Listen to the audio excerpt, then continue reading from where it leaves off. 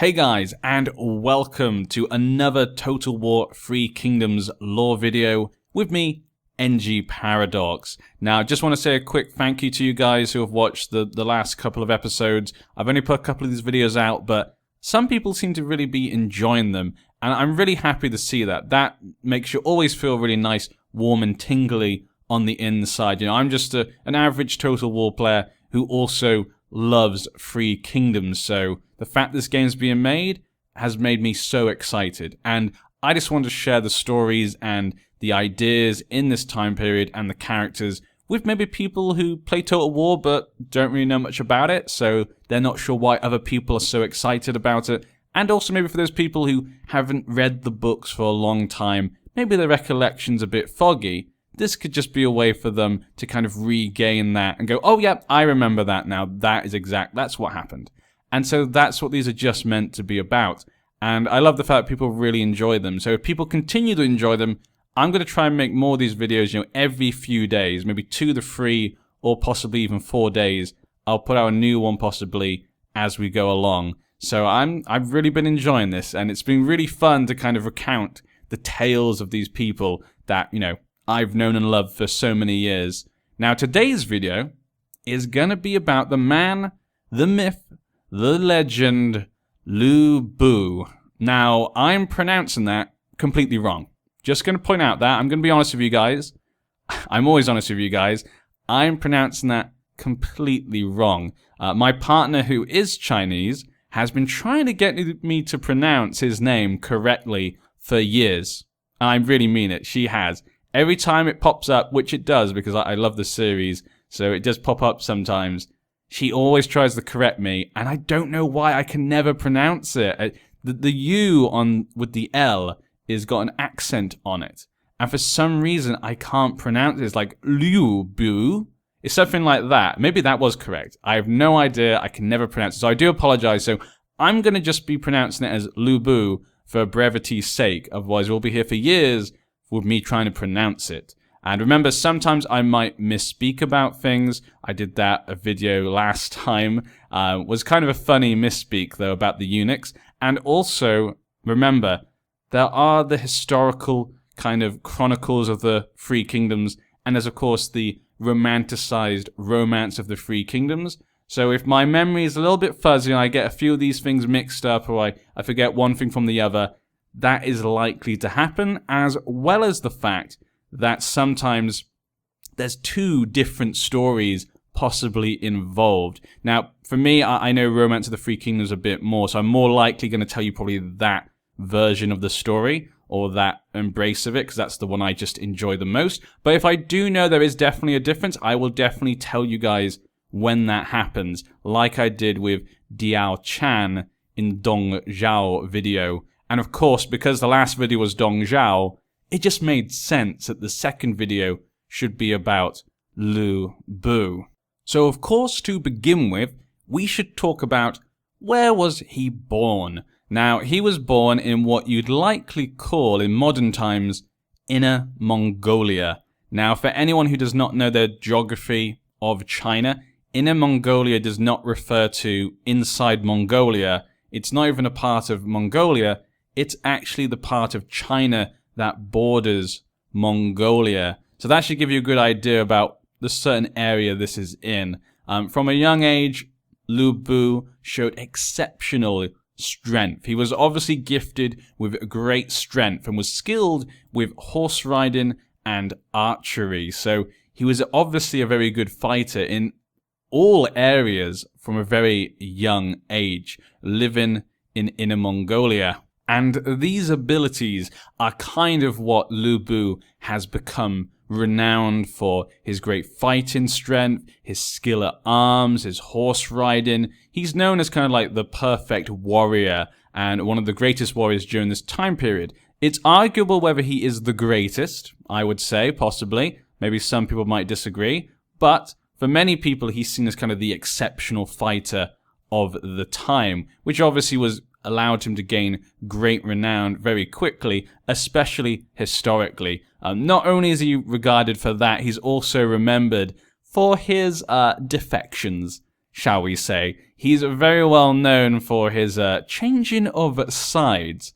And I've heard a few people talking about the fact they hope in Total War that he has some special skill where maybe he can just change sides every turn. I saw a forum on the Reddit the other day. So yes, he is not a man maybe to be trusted, historically speaking, let's say. Most people would never trust him. But yes, let's go back. So he was born around in Inner Mongolia, probably around Bing province, I think it might have been called. And the inspector for Ding province was a man known as Ding Wan. Now, he was there to recruit people in Bing province, I should say, probably. And obviously, seeing Liu Bei and his great strength and his many skills and talents, it probably wasn't long for him to be noticed and picked out. So Ding Wan recruited him to his, shall we say, guard, and from there he treated him very kindly, apparently. Apparently Ding Wan was very good to him. You know, it's not every day, I guess, as someone maybe from a high-up station, you're going to meet a man with such obvious skills and talents. It's going to be someone you want to keep close. You'll notice this a lot during the Three Kingdoms period. The quality of officers you have is an extremely valuable resource, and many warlords will live and die basically based upon the skills of their generals and officers. So Ding Wan obviously wanted to keep him close. Not only that, he also in the end would go on to adopt him as his own son. So of course again it just shows how remarkable Liu Bei must have been to be able to get that close to Ding Wan and him to actually adopt him. Now, the reason maybe he would adopt him, you know, you might adopt someone because, again, by bringing them in as family, you know, that means how closer can you get? So basically just brings them in as family in that way. Now, as time would go by, you know, we had the Yellow Turban Rebellion and stuff, and the Emperor Ling would eventually die. This would lead to the conflict with He Jin and the eunuch faction. Now, we talked about this a lot in the Dong Zhuo video, and a lot of this one at the beginning is going to correlate with Dong Zhuo. So I'm going to try and go over them a bit more swiftly than we did in the Dong Zhuo video. So those of you who have not watched it, maybe it would be a good idea to go watch the Dong Zhuo video first, then come back to this, or watch it after. And for those of you who have watched the Dong Zhuo video, you're not just then getting completely all the same information as last time. But yes, the Emperor, after he died, left a young heir, 13 years old if I remember correctly, in charge of the empire.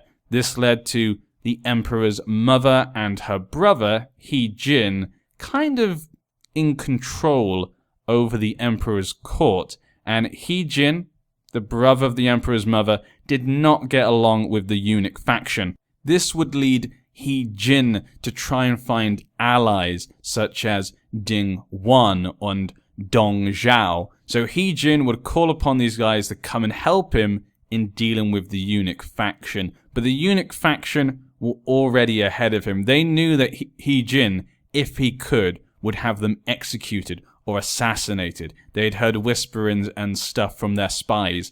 And so before He Jin could do anything, the eunuchs killed him, assassinated him, and tried to take the emperor. But Dong Zhuo, with his forces from the west, had just got to the capital of Luoyang and had, shall we say, intercepted the eunuchs and managed to recapture the emperor, bringing him back, of course, to the palace, and everything was fine. But He Jin was dead, the eunuchs obviously were traitors, and the allies of He Jin killed them.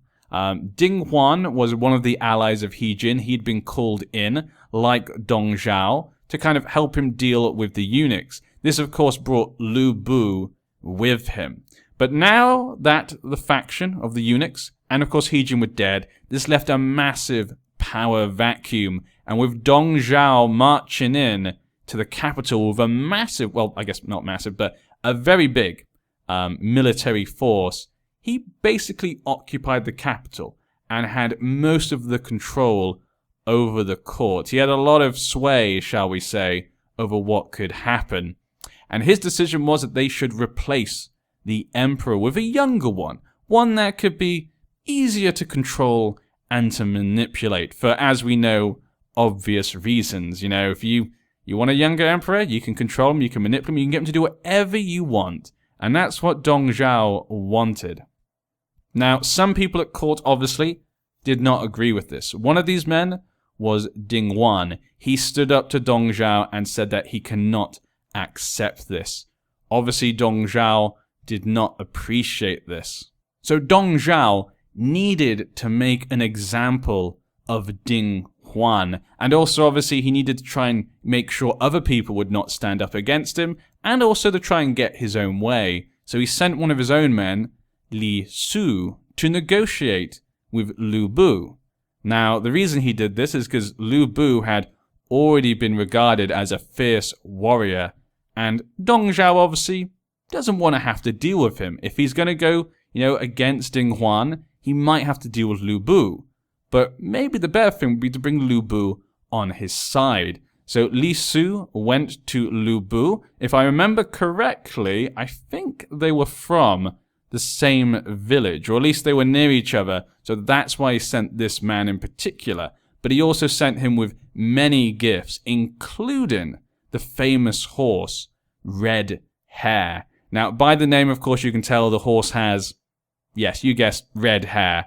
And this horse is regarded as possibly the greatest horse of this time period. It's kind of funny. You got Liu Bei and Red Hair, both legends in their own right. And there's even a saying that says, Liu Bei stands among men and Red Hair stands among horses. I'm not sure if that's the exact translation, but I just remember there is a saying like that. It's just basically saying that Liu Bei is, mightiest among men, Red Hair is mightiest among horses. So this was an exquisite gift, and Liu Bei, being a great horse rider, knew how great this gift was. And so these gifts and Liu Shu convinced Liu Bei to turn against Ding Huan. Now remember, this is his adoptive father. So Liu Bei, needed quite a bit of convincing. He didn't like the idea of killing his adoptive father, a man who had been good to him. But these gifts and Liu Shu were able to sway him towards Dong Zhuo's side. So he went to Ding Huan and killed him in one blow. A sad story. Liu Bei then cut off the head of Ding Huan and brought it to Dong Zhuo. Ding Huan always seems like a good man, He was it feels like he was trying to do the right thing, He found Liu Bei, a man of great talent. He helped him, was kind to him, even adopted him as his own son, stood up for the emperor, and he gets betrayed by the man maybe he trusted most, or wanted to trust most.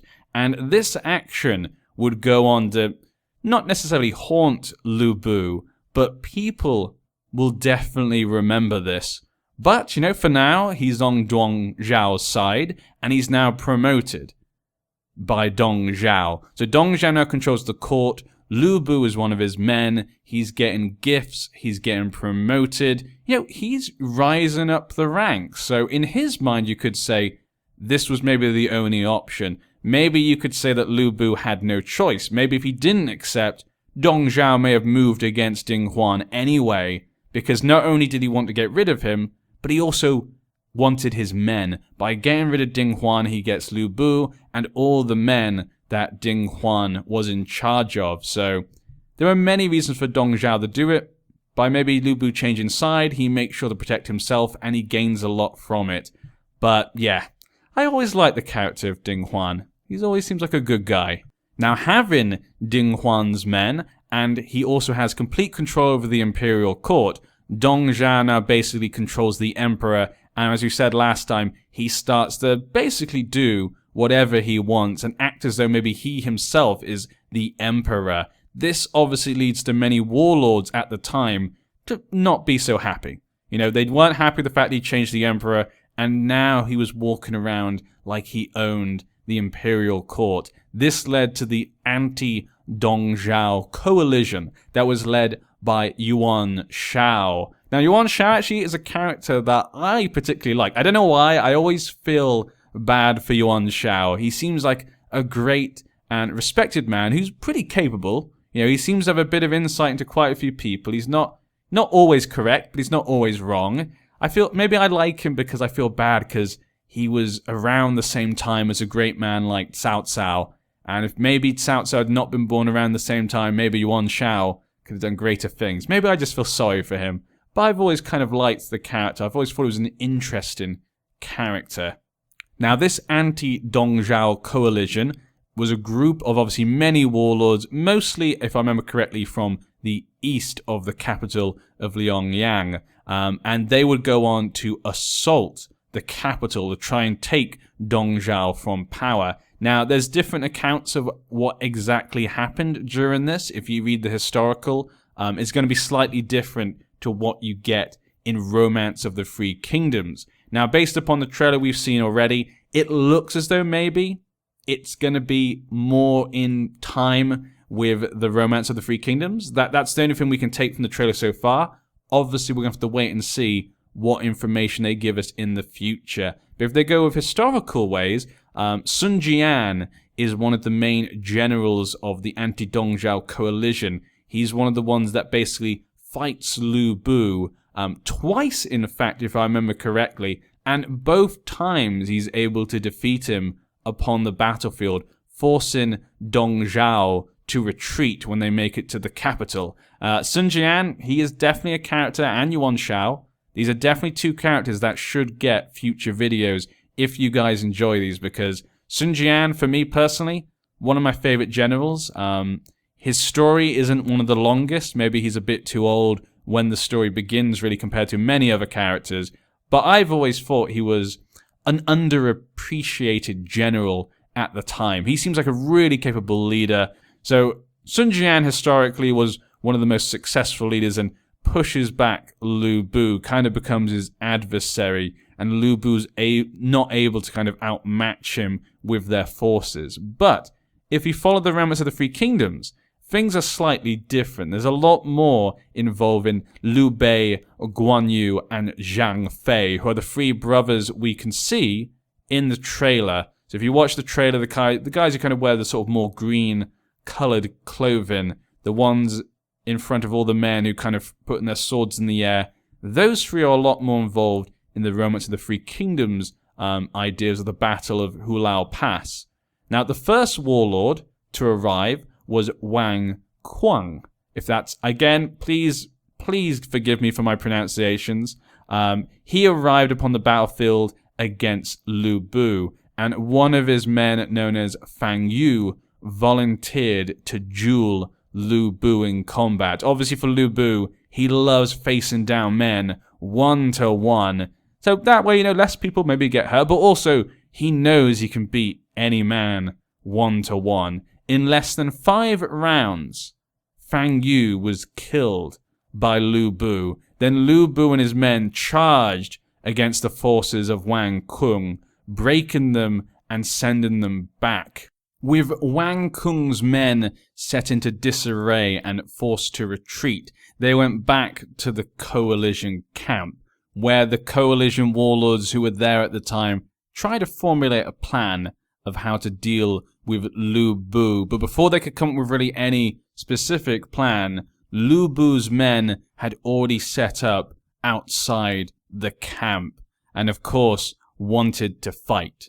Mu Shun, a general under the warlord Zhang Yang, charged towards Liu Bei, but was killed immediately. So if you could just imagine that. Imagine you've got two forces, set against each other. One of your generals runs out to face the other general and is instantly killed. That's not going to be good for morale, and for anyone else who wants to face Liu Bei, seeing a man who obviously must have been brave or stupid, I mean, we don't know maybe which one it was. It could be both possibly.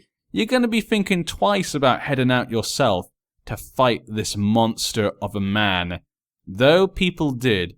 Wu Anguo, again, pronunciation, I apologize, a general under the warlord Kong Rong, then challenged him, and he managed to fight for 10 rounds. So much better than the others we've seen so far. but that was until Liu Bei slit off his wrist. This then made the coalition men charge forward against Liu Bei to rescue Wu and Guo. Because again, this guy must be a pretty good and brave general, but to have his wrist cut off, there was no way he could come back from that. So they charged forward and they tried to rescue him. Then, during the resulting battle, they retreated. The coalition warlords then were set with another difficult problem, still how to deal with Liu Bei. They could not get to the capital of Luoyang until they were able to defeat Liu Bei. Cao Cao even commentated that all the warlords must decide upon a plan. They must work together to defeat Liu Bei, and if they could, Dong Zhuo would easily fall. Liu Bei was his only weapon that could stop the coalition. Without Liu Bei, the coalition forces were too big, and they would be able to outnumber Dong Zhuo and force him to be defeated.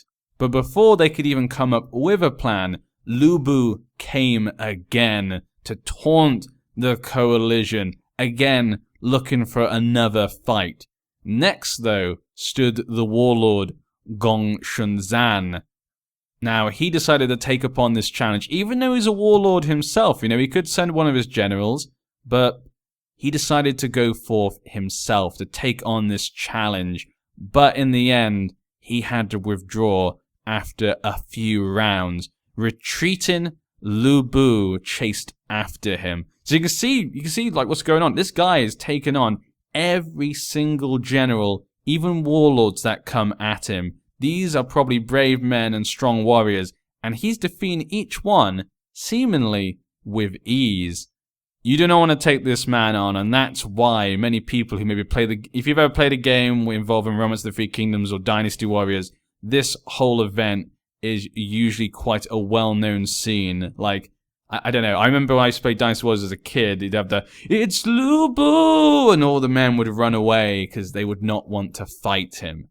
But as Gong Shunzan was on the retreat, Liu Bei was distracted by a man called Zhang Fei. Now, Zhang Fei, we've mentioned him before, he was one of the brothers of Liu Bei and Guan Yu. So I'm starting to get so many names now, I'm starting to get them mixed up myself. But yes, he's one of the brothers of Liu Bei and Guan Yu. Now, when I say they're brothers, obviously, they're not actually blood-related brothers, but they have pledged to be brothers and to fight to see their vision, to help China, and die together, most likely.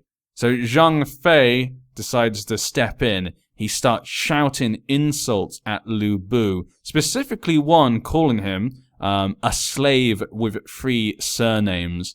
Now, of course, this is referring to the fact that Liu Bei was previously the adopted son of Ding Huan. So obviously, you know, he has his original family name, but then he also has the adopted family name of Ding Huan. And now that he's been adopted by Dong Zhuo, he now has a 3rd family name. So you can see here that most people around the nation, they know all about his deception and what he did to Ding Huan.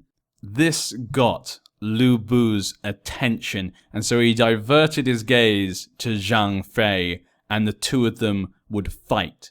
Now, Zhang Fei and Liu Bei would end up fighting for around 50 rounds. Now, considering the previous people only lasted around up to 10 rounds, you can see that Zhang Fei is definitely up to the task. He himself is an extremely capable fighter.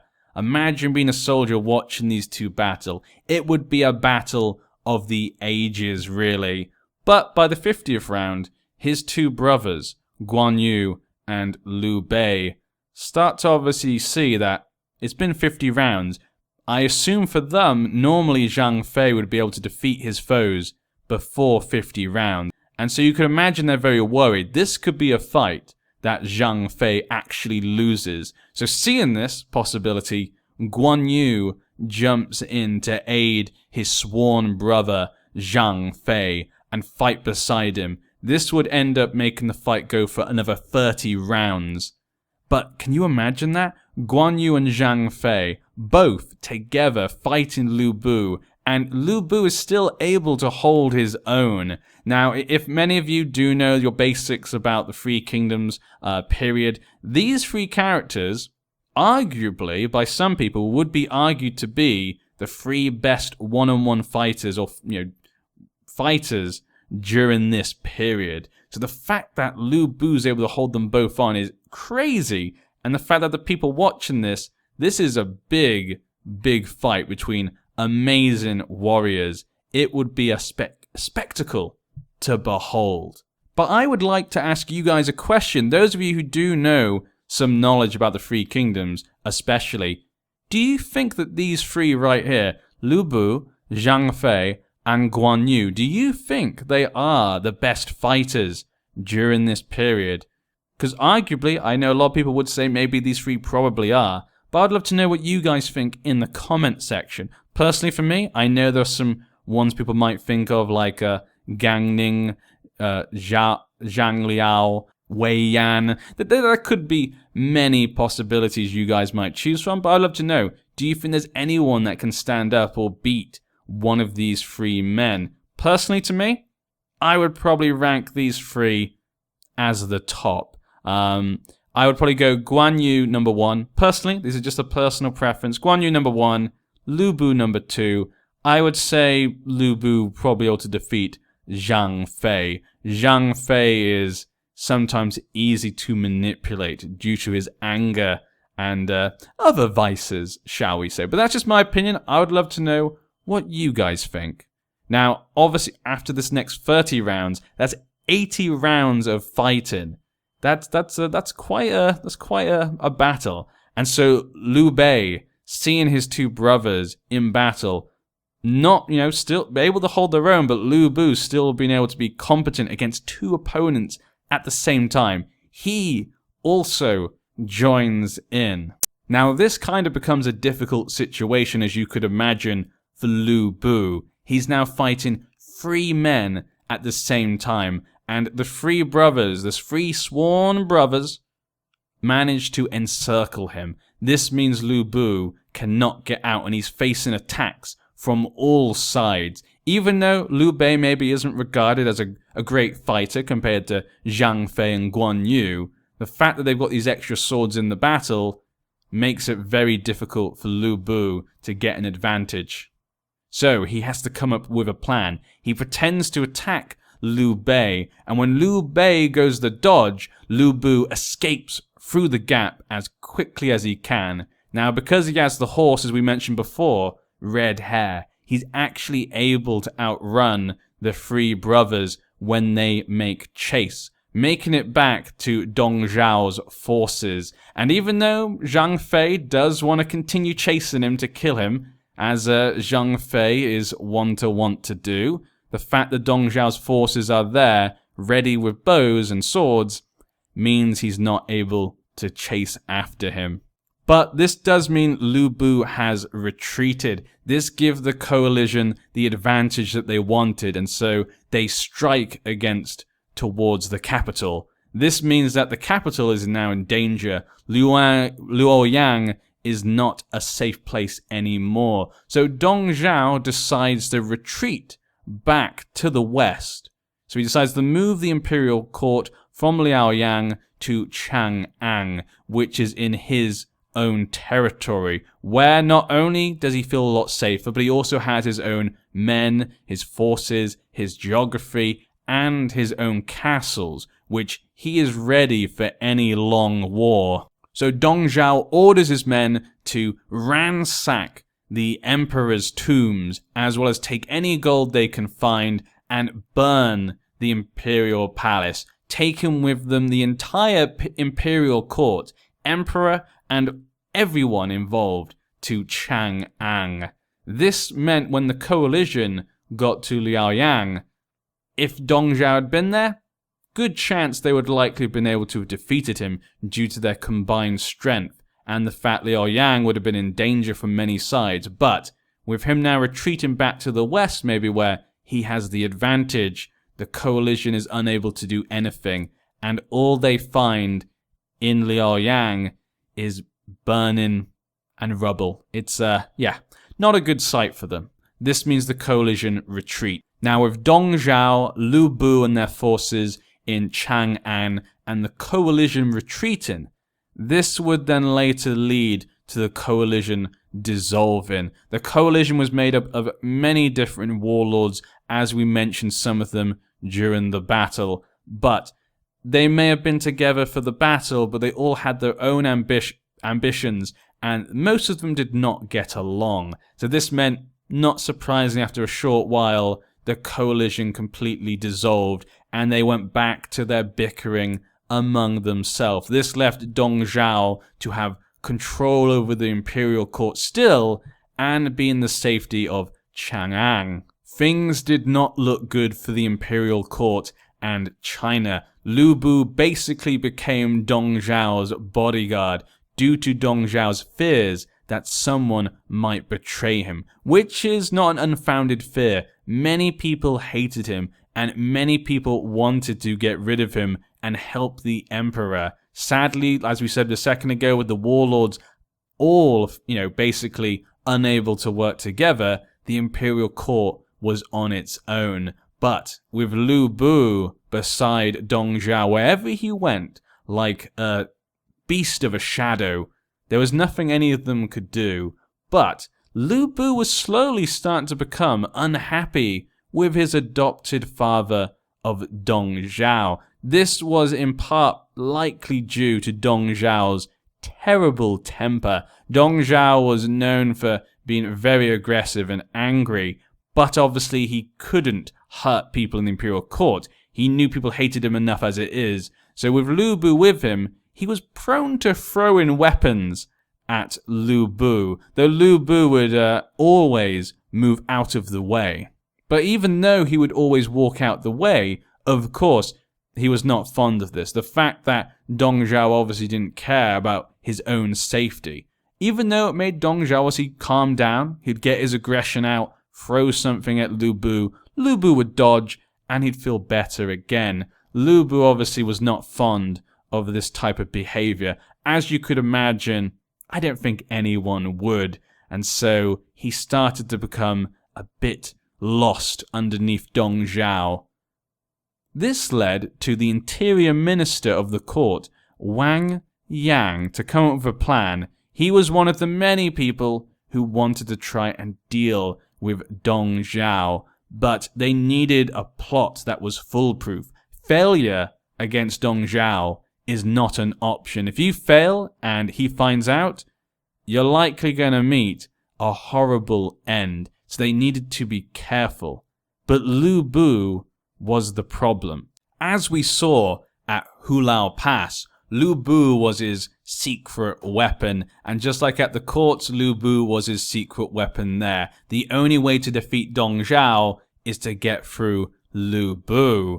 So Wang Yung was able to convince Liu Bei to help them against Dong Zhuo. So rather than try and get through Liu Bei to get to Dong Zhuo, instead they managed to convince him to come round to their side, and due to Dong Zhuo's dismissive and bad temper, Liu Bei slowly came around to them. Now if you read Romance of the Three Kingdoms, it's a bit more interesting. Wang Yang in Romance of the Three Kingdoms actually uses his own foster daughter, known as Diaochan, to try and sow discord between Liu Bei and Dong Zhuo. Now, Diaochan, if you'd never heard that name before, you might have heard about it if you watched my Dong Zhuo video. We went over this before, but we'll go over it once again because it is an important part of this overall story. But she is meant to be known as one of the four beauties of Chinese history, and adept at singing, dancing, and general hospitality things. This meant that for any man, she is impossible to resist. And so Wang Yang decides to use her. He invites Liu Bei to his home, treats him nicely, gives him food, gives him wine, and of course Diaochan is the one to serve the wine. Then she entertains them with dancing and singing. Lu Bu is completely taken in by Diaochan, and Wang Yang, seeing this, decides to offer her in marriage to Lu Bu. He says in the future he will marry his foster daughter to Lu Bu, and obviously Lu Bu says yes. Lu Bu is completely taken in by her. He wants her whenever he can, and so obviously he leaves a very happy man. Later on though, Wang Yang, in the coming days or maybe a week later, he invites Dong Zhuo to his home and does exactly the same thing he did with Lu Bu. He is generous with him. He invites Diaochan in. She serves the wine, sings a song, and of course again, Dong Zhuo cannot keep his eyes off her, and so he decides to take her as his own. He takes her as his own concubine. Wang Yang obviously accepts and lets her go with Dong Zhuo. This is exactly what Wang Yang wanted. He wants to create a love triangle between these three people, so that way he can get Lu Bu to become even more disgruntled than he already is with Dong Zhuo.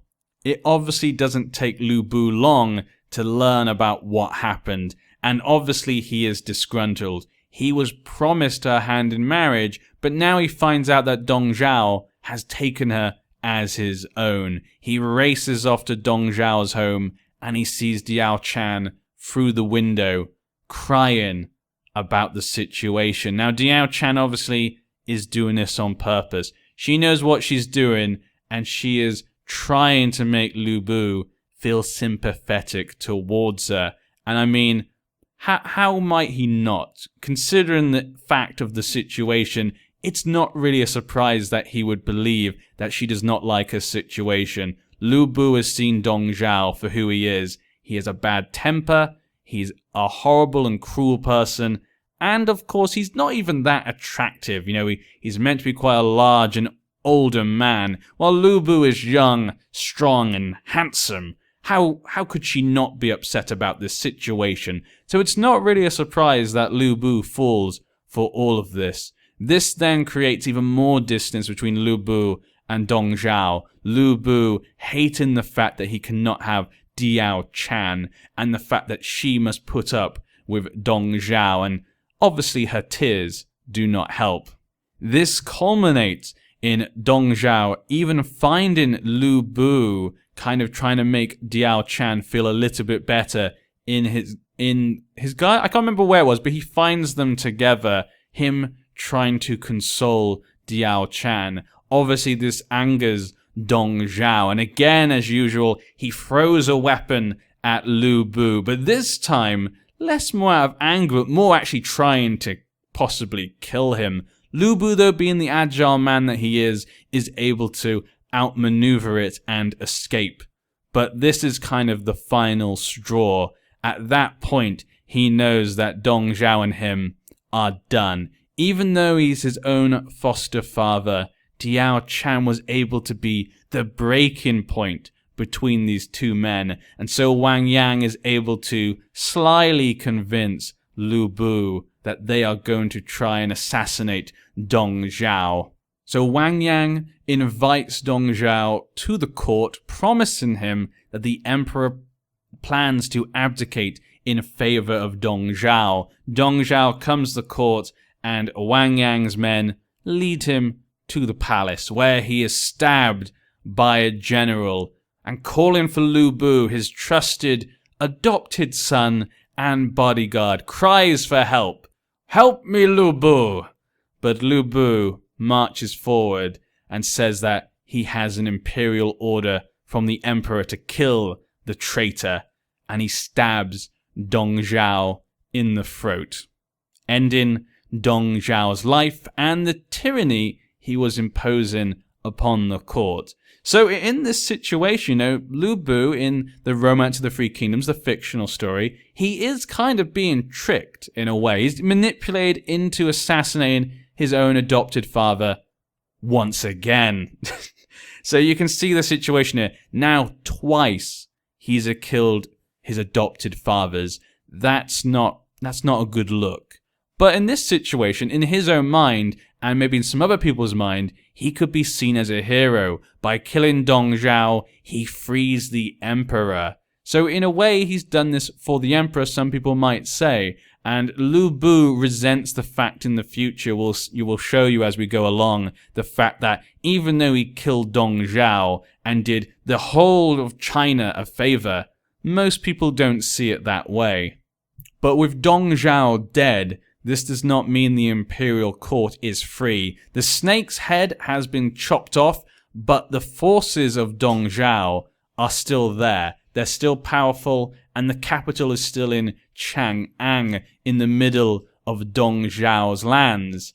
This then means that his subordinates, particularly Li Ju and Guo Shi, they decide to attack Chang'an after Wang Yang refuses to kind of make peace with them over their allegiance with Dong Zhuo. So these two men, these officers of Dong Zhuo, take the former forces of Dong Zhuo, and attack the capital of Chang'an to take the imperial court back for their province. Now, this leaves them in a bit of a difficulty. Chang'an does not have enough soldiers. Wang Yang and the rest of the imperial court do not have the men, and Liu Bei is still there, now obviously an enemy to these men after killing Dong Zhuo. Liu Bei attempts to try and stop these forces at the city gates, telling the two generals, let's not send out our soldiers into battle, instead let's have a man-on-man fight. Liu Bei would then engage Guo Shi in a duel and injure him. So again, he's taken on a man, this is where he belongs, taking on other people in one-on-one duels, and he takes on one of the generals of Dong Zhuo and actually injures him. Guo Shi's men, though, manage to charge in and save their superior before Liu Bei can kill him. Now being overrun, Liu Bei is unable to resist the enemy forces and has to flee from Chang'an, which, you can't blame him. If Chang'an falls, which obviously it was going to, Liu Bei is going to be killed due to his assassination of Dong Zhuo. He leaves, though, with a few men that he can trust. These include, actually, a particular man that I always like, Zhang Miao, but maybe in a future video we'll do a video just for him. He's always one of my favorite generals during this period. Now, the details of what happens afterwards are sometimes a little bit mixed. The order of what he does and where he goes can sometimes be a little bit mixed. But I'm going to go with this one. So Liu Bei eventually ends up in the lands of Yuan Shu. Now, Yuan Shu is another extremely important character who could get his own video in the future. I'd like to do one for him. He is actually a relation to Yuan Shao, the man who led the anti-Dong Zhuo coalition. And he's a powerful man in his own right, an extremely ambitious man. And if I remember correctly, a lot of people like to refer to him as a kind of rat due to his nature.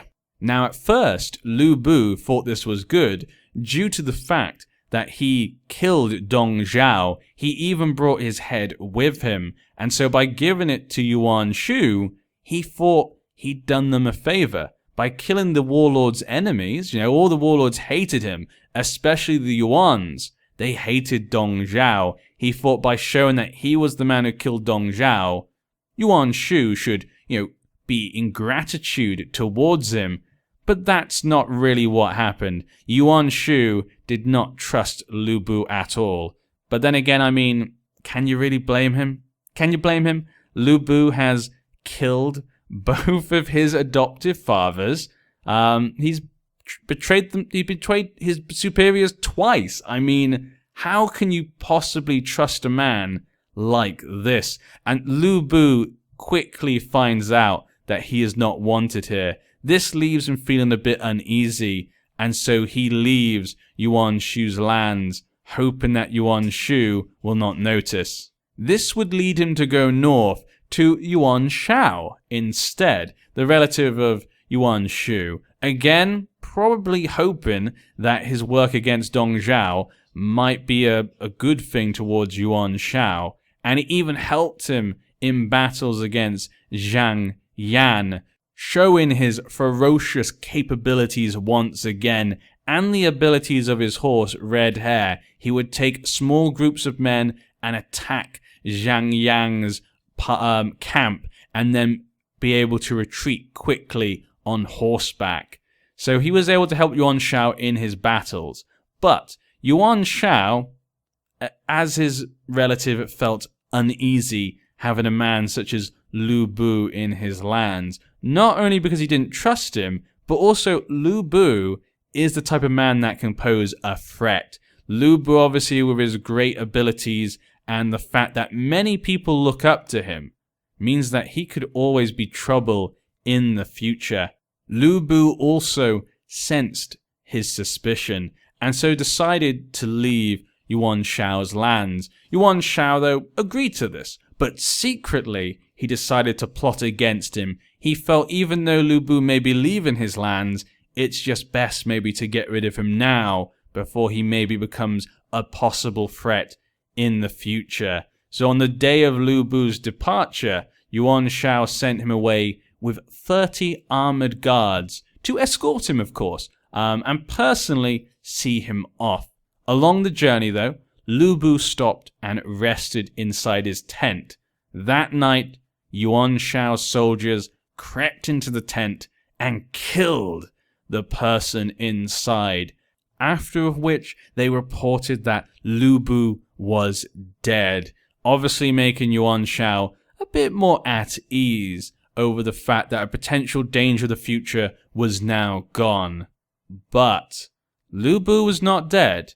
Liu Bei had secretly snuck out in the middle of the night without Yuan Shao's men knowing, and he had one of his own soldiers sleep in his place, covered by all of the covers and blankets. The Yuan Shao's men never knew it was not him. Escaping the plot that he had suspected, he left to Zhang Yan. But this led to another problem, as Liu Bei just finds wherever he goes, Liu Bei just causes problems everywhere he goes. At this point in time, you must remember, the imperial court is still under the power of Dong Zhuo's former subordinates. Guo Si and Li Ju are still now in control of the imperial court and the emperor, and to them, Liu Bei is a wanted man, an enemy on the run, and still needs to be dealt with. So now that they find out that Liu Bei is in Zhang Yang's lands, they decide to try and bribe Zhang Yang and his subordinates to kill him. Now, obviously, this is a difficult situation for Zhang Yang. This is technically coming from the imperial court, Guo Si and Li Ju are both powerful men now. What can he do? But him and Liu Bei managed to come to an agreement, and Zhang Yang is pretending to agree to Guo Si and Li Ju's demands, but in fact, he lets Liu Bei stay and then leave. So Liu Bei again finds himself roaming the lands, trying to find another home, and he ends up at Zhang Miao's. Now, him and Zhang Miao talk and become good friends. Zhang Miao is currently in the jurisdiction of Cao Cao's lands. Now, Cao Cao at this time has become much stronger than he was before. He's been taking advantage of the chaos in the situation to increase his own power base and his lands. But Zhang Miao and Liu Bei seemingly get along, and they become good friends. This, obviously, is not particularly liked by men such as Yuan Shao. By this point, Yuan Shao has found out that Liu Bei is still alive, and the fact that he's become friends with Zhang Miao. But Yuan Shao is allied to Cao Cao at this current point in time. They're not attacking each other. They're dealing with other warlords. They're slowly both eaten up at this point in time. So Liu Bei finds a place to stay for now. Not causing any trouble for now. At some point later, though, Cao Cao would leave his lands to attack another province. But while he was away, Zhang Miao's younger brother, Zhang Cao, along with Cao Cao's former subordinates, or I guess they currently are, but they would become former subordinates, Chen Gong, Zhu Xi, and Wang Kai, started a rebellion. This is kind of instigated by Chen Gong, who'd become disillusioned underneath Cao Cao after seeing some of the things that Cao Cao has done. Remember, Cao Cao he's a hard man to describe, and many people you'll talk to will tell you different things. I personally really like the character as a character in a story. Then again, he's probably not a good man to have as your enemy. But yeah, so Chonggong and the others rise up in a little rebellion in Cao Cao's province. Now, Chen Gong is able to persuade Zhang Miao to join them in this rebellion, and they welcome Liu Bei with them as well, even going so far as basically to put Liu Bei in charge. So with the help of these men, Liu Bei is able to seize control of Pyongyang, and he declares himself the governor of Yang province. So you can see very quickly, Liu Bei's gone from kind of not doing much, going into a person's lands, and now he's basically now in charge of a rebellion. He's now taken his own land again. You could see why men like Yuan Shu maybe did not want a man such as himself in his lands. And this is just something about Liu Bei. Other men are attracted to him. And I don't mean in a sexual way or beauty way. They're attracted to him because he's strong, he's skilled, he's powerful. They can see him as a good leader, possibly. And so that's what happens here. Cao Cao obviously returns, and both the sides clash. Eventually, after a kind of long war, not a long war in Three Kingdoms terms, but a long war anyway, Cao Cao's forces are able to overcome Liu Bei's rebellious forces, and Liu Bei and his men are forced to flee to Shu province, where Liu Bei is. Now, remember the name Chen Gong. Chen Gong in particular is one of the men that is one of the main advisors for Liu Bei over a lot of the upcoming events. So now, after being kicked out by Cao Cao, Liu Bei finds himself in the lands of Liu Bei. And we talked about Liu Bei before, him and his brothers Guan Yu and Zhang Fei, the men who in the past in Romance of the Three Kingdoms, Liu Bei did fight upon the battlefield. Now, Liu Bei is too nice. Again, we'll have a video all to his own, as well as his two brothers. They will all get their own videos, I suspect, in the future, if you guys really do enjoy this.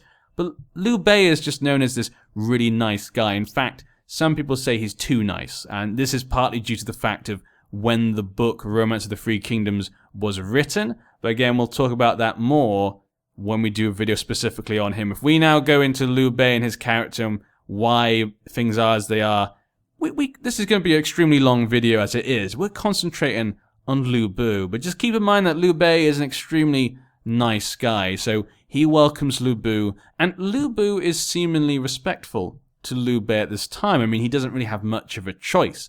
And he even goes so far as to even refer to Liu Bei as his younger brother, which maybe doesn't go down so well with Guan Yu and Zhang Fei, seeing as they are his, sworn brothers, and the fact that Liu Bei is calling Liu Bei his younger brother maybe could be taken as a slight slant towards him, but also one of, a more family nature. But Liu Bei, even though he's been nice to him and allowing him to stay, he does not trust him, as any wise man really shouldn't. And again, his history of events does not really cause this as a surprise, but Liu Bei is friendly in kind. At this time though, Liu Bei was actually in conflict with Yuan Shu. So down south of Liu Bei's lands, there is Yuan Shu, who obviously Liu Bei had formerly gone to try and find, some place to stay, but had to leave in the end. Yuan Shu obviously ended up hearing about Liu Bei being currently in Liu Bei's camp. Now, he obviously wanted to try and take advantage and manipulate this situation. So he sent a letter to Liu Bei, hoping that he could maybe coerce him into betraying Liu Bei, talking about how Liu Bei had already done him favors in many ways, such as taking out Dong Zhuo.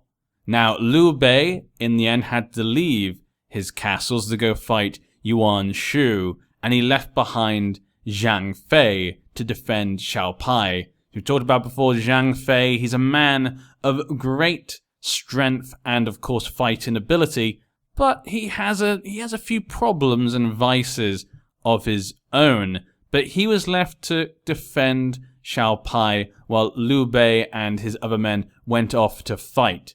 One night, though, Zhang Fei got drunk, and obviously, as a man who likes to drink, you like to drink with other people. So Zhang Fei ordered another officer, known as Cao Cao, to drink with him. This man was actually Liu Bei's father-in-law. Cao Cao pleaded with Zhang Fei to stop forcing him to drink by asking him to spare him in consideration of his son-in-law. Obviously, Cao Cao does not want to make a fool of himself because he does not like to drink, and he doesn't want that to affect the image of his son-in-law, Liu Bei.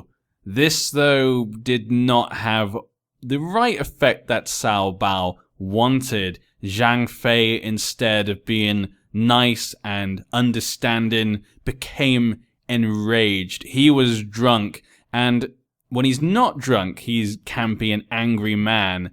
But because he was drunk and he hated Liu Bei, as you might be able to understand. Imagine for someone like Zhang Fei, a man who thinks that, a vow of family, his two brothers is important. A man like Liu Bei stands for all the opposite things. A man who killed two of his adopted fathers. And you could tell at the battle of that they fought in before, where obviously Zhang Fei had thrown taunts at Liu Bei, calling him the slave of three surnames.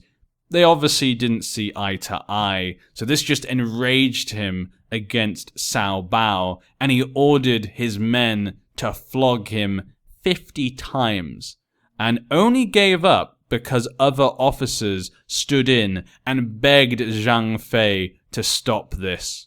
This obviously did not go down too well with other officers, but most importantly, Cao Cao. Cao Cao bore a grudge now against Zhang Fei for what happened, so he secretly contacted Liu Bei, and together they planned to seize control over Xiapi. Zhang Fei was drunk, and so when Liu Bei attacked the city, he was unable to defeat him and lost the battle, fleeing from Xiapi.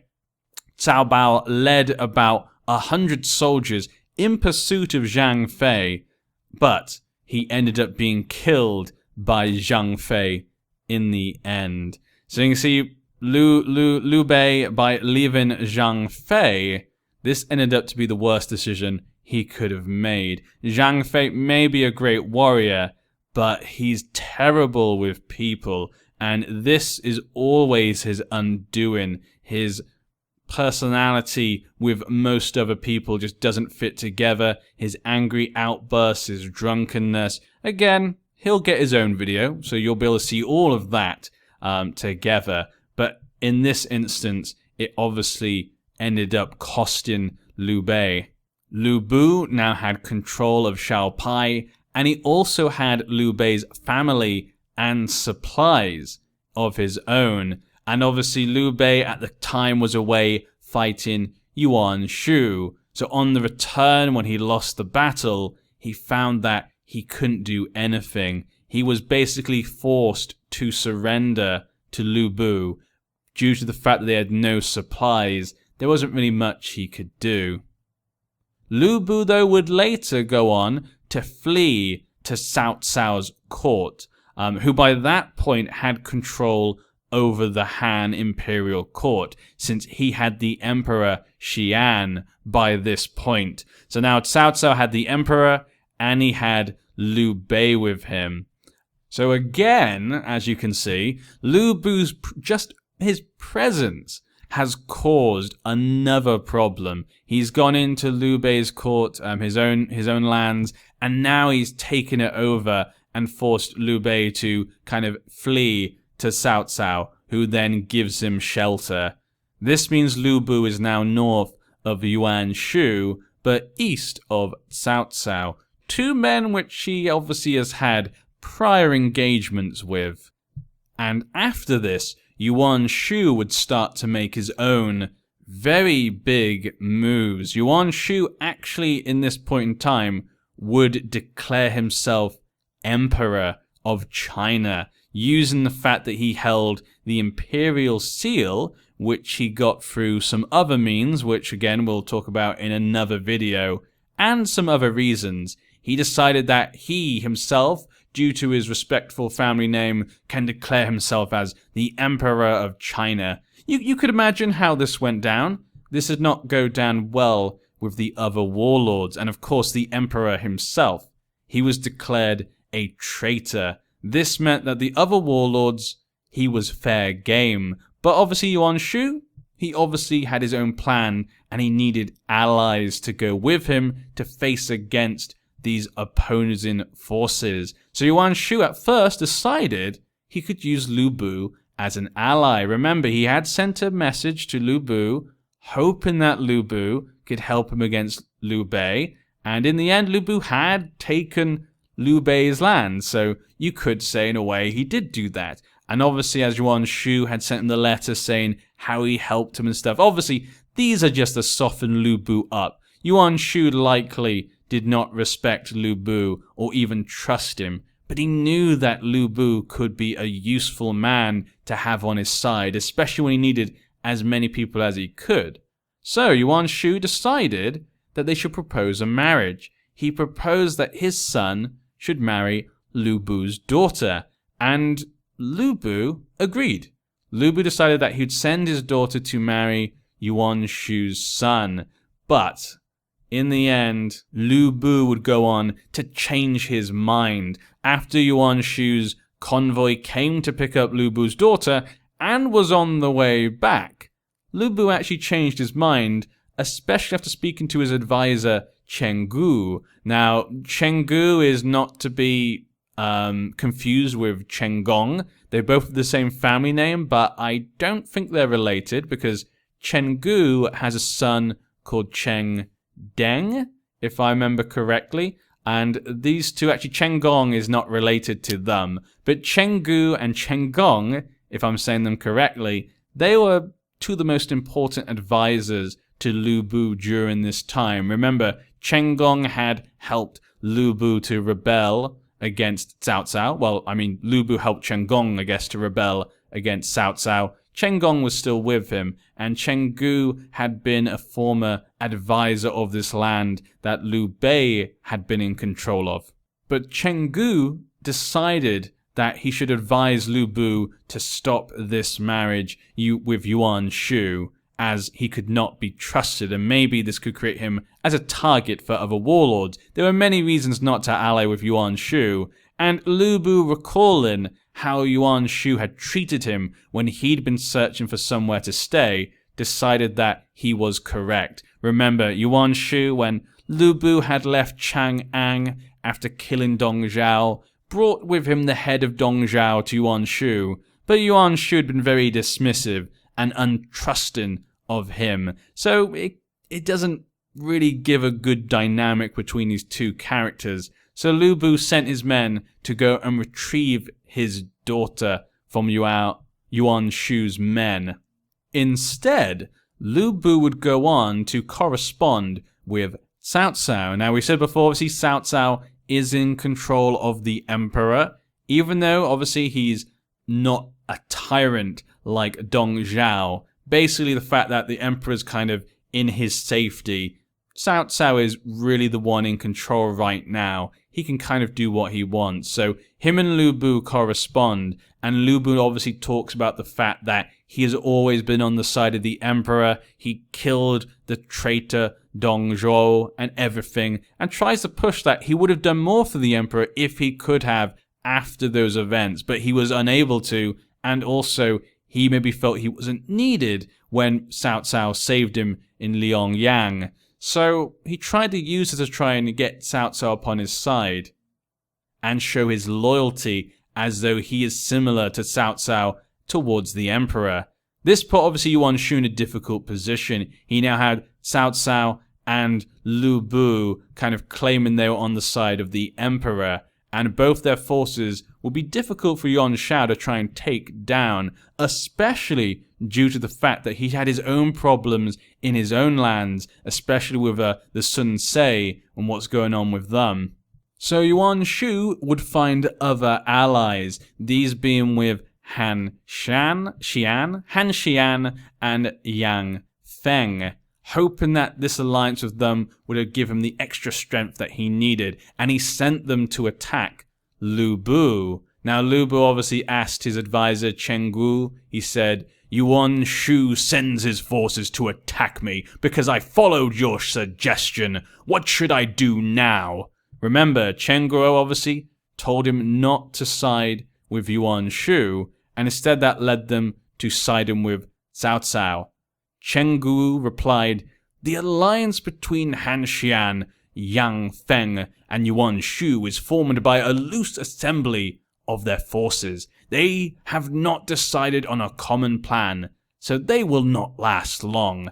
They are like chickens tied up together, and they cannot move in tandem. My son, Deng, has a plan to separate them." So this would be Cheng Deng, the son of Chenggu. Now, Cheng Deng is an interesting man. He was actually the one who was sent to Cao Cao to kind of correspond between them and negotiate. And Cheng Deng had actually made secret plans with Cao Cao where he would actually spy for Cao Cao against Liu Bei. So you've got kind of an interesting dynamic there. I don't remember if it's ever actually stated whether Chenggu is involved in it, but I can't remember that. But yes, Chen Deng, though, is really on Cao Cao's side.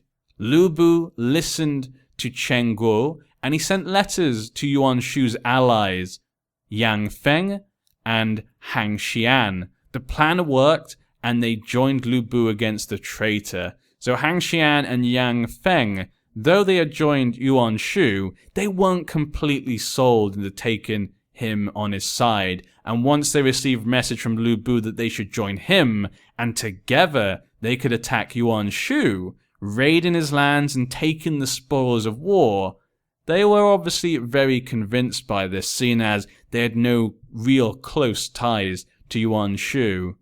The three of them together would then go on to attack Yuan Shu, ravaging his lands and taking the spoils of war, and Liu Bei would even send a letter to Yuan Shu taunting him over the fact that Yuan Shu is incapable, and the fact Liu Bei has only been here for a short time, and already he's climbing the ladder faster than anyone.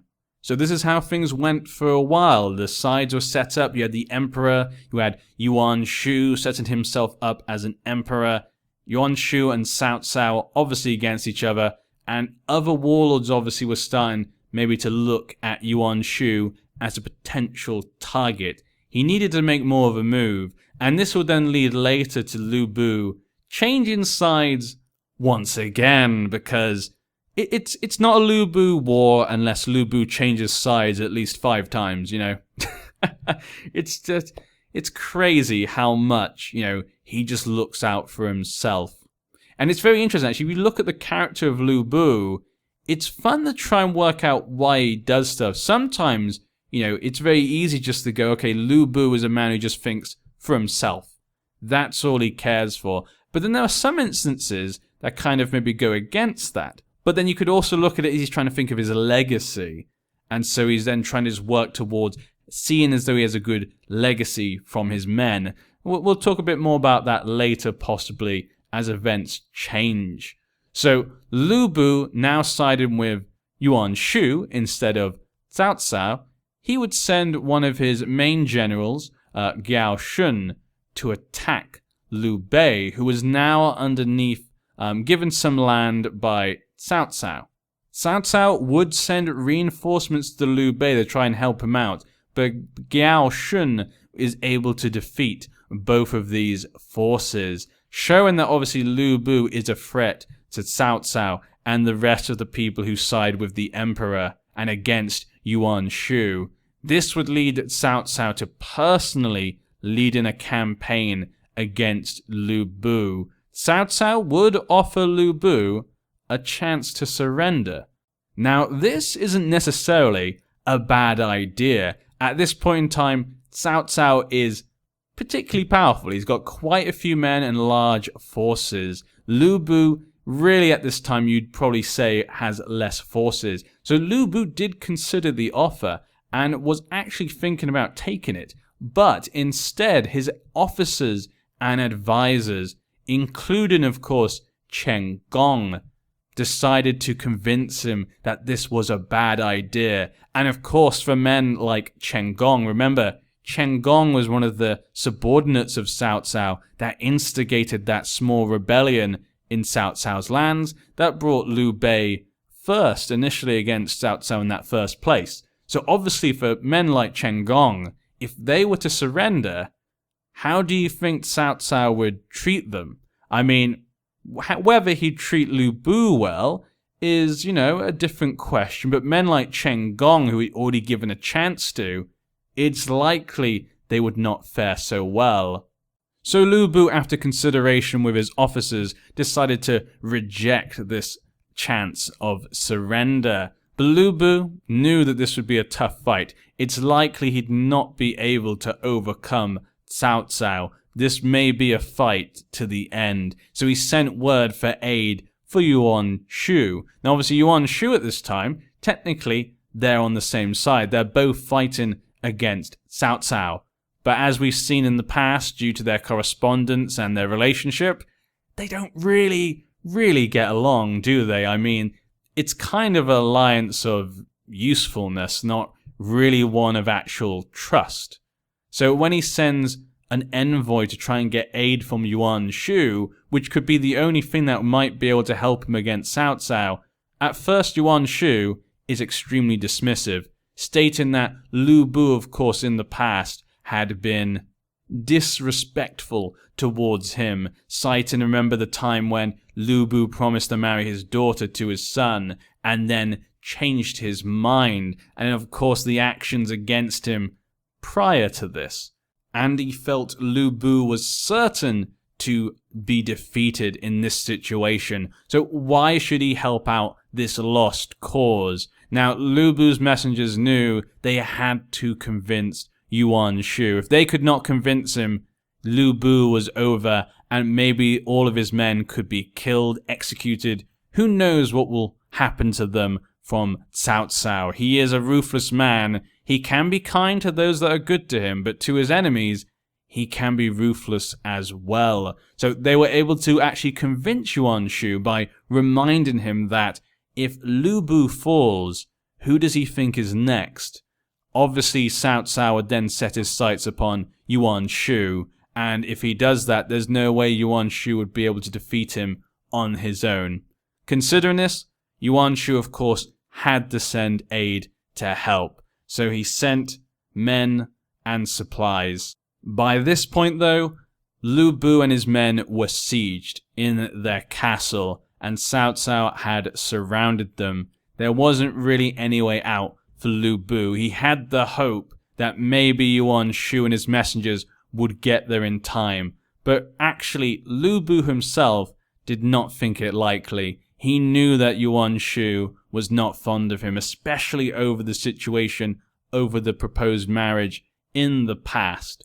And Lu Bu even tried to actually get out of the siege, and in one instance, he thought maybe he could get his daughter to Yuan Shu. That way maybe Yuan Shu might agree to his messenger's advice. So he tied his daughter onto himself and tried to make his way out of the besieging forces, but he was seen and forced to retreat back into the castle. I mean, wow. But that's how desperate a situation this was. Lu Bu really felt that Yuan Shu would not come, and so he felt desperate and he needed to send his daughter maybe to him. Maybe that way possibly Yuan Shu would be moved to help him in this sign of respect. He would go on to attempt to try and break the siege a few more times and maybe escape with a few men, but they are unable to, and so they're forced to stay in the castle for a continuous amount of time. The siege, though, does end up lasting an extremely long time, and Liu Bei finds it difficult to come up with any certain plan due to some facts such as Chang'an, who keeps trying to give him advice. Well, Chang'an, as we said before, was the man who betrayed Cao Cao, and Liu Bei's wife in particular is not trusting of Chang'an. She always reminds Liu Bei that possibly if he tries to take Chang'an's advice too much, there's a chance he could betray him like he did Cao Cao. And so Liu Bei is constantly in two minds. He listens to his advisors, he thinks this could be a possibility, but then his wife always tells him, you cannot trust these, you must trust yourself. And so Liu Bei is constantly at odds in what to do in the situation and seemingly cannot find a way out. This then ends in what you would expect, defeat. Yuan Shu is unable to get to the siege in time to help Liu Bei.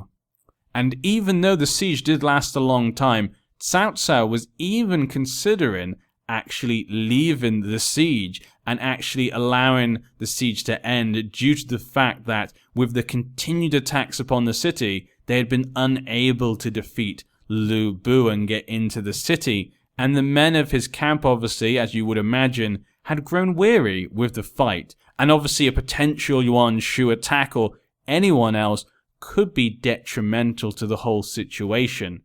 But Cao Cao is actually advised by Guo Jiao and Shun Yu, two extremely capable advisors. You know, if I was in the Three Kingdoms period, I would love to have one of these two men advising me, from what I remember. And so they actually convince him that they must stay and continue this because they can end this here. And so finally, Cao Cao has a breakthrough. He decides to flood the city. This would then lead to Liu Bei's forces' morale to fall dramatically, as you would imagine. A few officers even would go on to betray him and capture Chang'an and Diaochan. Now, these are two we've mentioned before. Chang'an, obviously, the man who'd previously betrayed Cao Cao, and Diaochan, the man who had attacked Liu Bei's lands and had defeated Liu Bei and Cao Cao's reinforcement forces. So very capable officers, obviously very important to Liu Bei and his continued survival, but a few officers betrayed him and they captured these two important officers and then surrendered to Cao Cao. This put Liu Bei in an extremely bad position. He'd lost men, he'd lost officers, and two of his main officers were now gone.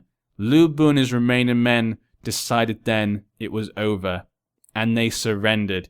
It is even said, actually, that Liu Bei asked his men to kill him and bring his head to Cao Cao, but they refused. His own men would not kill him, even if it would bring them safety, because you could imagine, obviously, if they killed him, cut off his head, brought it to Cao Cao, they could tell Cao Cao that they had killed Liu Bei for Cao Cao, basically saving their lives if Cao Cao had decided he wanted to kill them all, possibly. But they refused to do it. So it does show you the fact that many people looked up to Liu Bei. He may have been a man who was duplicit, always changing sides, seemed to only do things for himself and his own wants, his own ambitions, and his own want of glory. But he did seem to inspire men around him to join him. Very capable men had followed him all this way, Chang'an, Chenggu, Zhang Miao. There were very capable men underneath him that had followed him to this point. But this looked to be the end. Liu Bei and his followers were tied up and brought before Cao Cao and Liu Bei. Remember, Liu Bei had not had a good relationship with Liu Bei, and Liu Bei had been underneath Cao Cao, so they were together. Cao Cao had ordered Gao Shun to be executed after Gao did not reply when Cao asked him if he had anything to say. Now, something to actually tell you guys about Cao Cao. Cao Cao is an interesting man when it comes to enemy officers. He loves capable people. That's something else we'll talk about during his own video. Cao Cao is kind of known for bringing together some of the best men in China and having them work for him. He is able to kind of see people with great potential and bring it out of them, which he does do with a number of great men. He takes basically he defeats an enemy, takes their best officers, and then make them his own. And this would include Zhang Miao, who'd go on to be one of Cao Cao and his family's best generals. And so it's not uncommon for Cao Cao to not execute his enemy's officers and let them come to work with him. But of course, Cao Cao more than anything appreciates loyalty. So a man that obviously does not want to work for him, he is not going to keep because there's nothing he can do about it. So with Gao Shun refusing to say anything to Cao Cao, he decides to have him hanged. Executed. Liu Bu then complains that he was too tightly bound, but Cao Cao said a tiger should be tightly tied up. Liu Bu then attempted to persuade Cao Cao to spare him, and he promised to serve Cao Cao. Remember, we did talk about before that Cao Cao, just now he said, he loves to take in capable men and soldiers and have them work for him. It's kind of like his own collection of people. It's actually very interesting the way he goes about and he gets his men's loyalty. And we'll see that a lot in future characters. But in this instance, Liu Bu offers his services. And obviously, you could imagine for Cao Cao, that is extremely tempting. And obviously, Liu Bu knows this, We could see before Liu Bu is able to kind of gain the loyalty of the men below him. He's able to inspire them. The siege went on for a long time considering the forces. So he would be an extremely useful weapon as he was for Dong Zhuo and the other people he served. But for Cao Cao, maybe this is too much, Maybe if Cao Cao had met him previously before his duplicity with Dong Zhuo and changing sides constantly, you never know. Liu Bu could have been under Cao Cao. The wars could have been over much quicker, possibly. So Cao Cao actually pondered this. But Liu Bei cut in saying, haven't you seen what happened to Ding Huan and Dong Zhuo? Cao Cao obviously had to take this in. It's pretty true, as we said already. He's betrayed everyone he's come into contact with.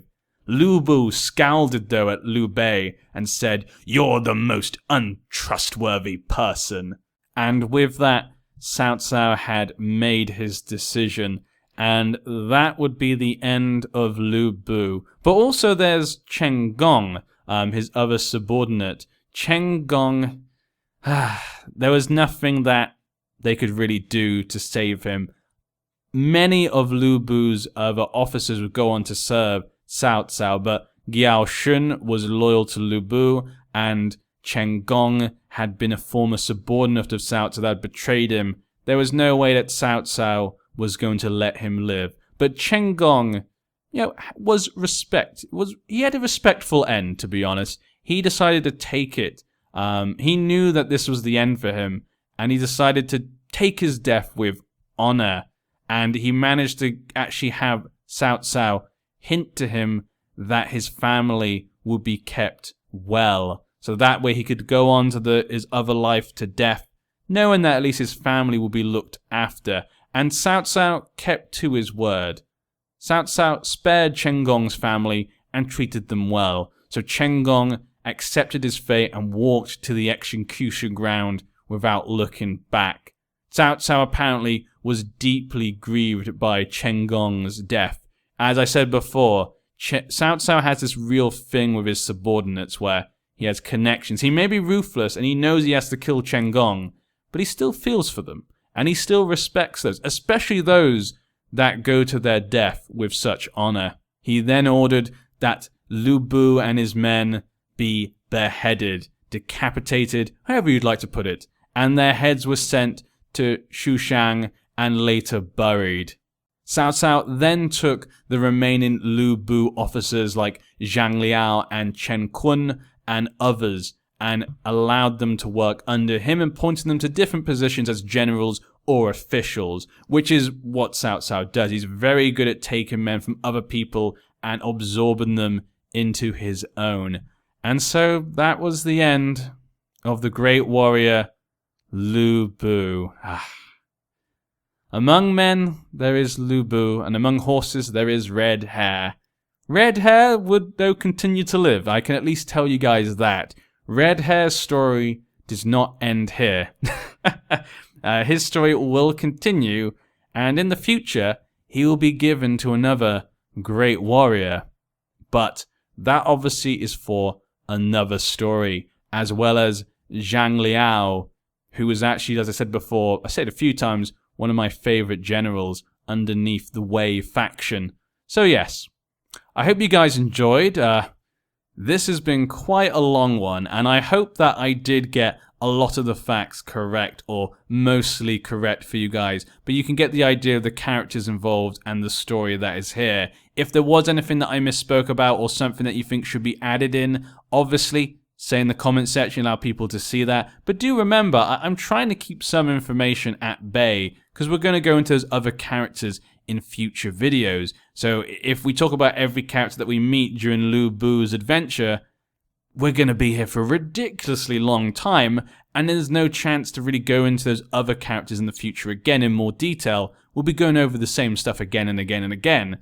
So I'd rather just wait for those guys for us to dive into later. So if you guys do enjoy this, please, comment, like, and subscribe, of course, for more videos. I'm going to try and get more of these videos out every few days for you guys if you do enjoy it. Obviously, people don't want it. They don't like it. Maybe they think this is too a simplistic version of the story. I know you could probably find more detailed versions, but I want to try and keep this open to maybe people who are more newer, or maybe have only played some games of this period and want to get a bit more detail. Hopefully that is mostly correct. Like I said, there's varying sources over these information, and also my memory can be extremely fuzzy. This is just one gamer's view, one gamer, one Total War fan, one Romance of the Three Kingdoms fans' opinions, and basically stories of this adventure. But yeah, Liu Bei. What could have been? What could have been? But with a man with his such qualities and his vigor and, shall we say, ambition, I think we have to be honest here. His story was always going to end in his death. The way that he is, you could see many characters lost trust in him by, killing Ding Wan and Dong Zhuo. He basically tainted his reputation. So even when he did good things, maybe that would be seen as respectable, you still wouldn't trust him. Any reasonable man could see that. But I'd love to know your guys' thoughts. Those of you maybe who are more newer to the Liu Bei story, maybe you knew a little bit about him before. What are your thoughts about Liu Bei? Do you think he's an interesting character? Do you like him? Do you think he's a bad man? I'd love to know. And those of you maybe who are more experienced, the veterans, obviously, of these types of stories, what is your opinion about Liu Bei? I'd love to have your thoughts and thinking about his personality and why he went about things. Do you think he was a selfish, ambitious beast of a man? Or do you think actually there was a bit of a softer side to him and that maybe people couldn't see through to it due to his duplicity and the fact that he was easy to change sides possibly? Maybe that meant some of him was overlooked most of the time. But I'd love to know what you guys think in the comment section, of course. I love you guys, and bye-bye.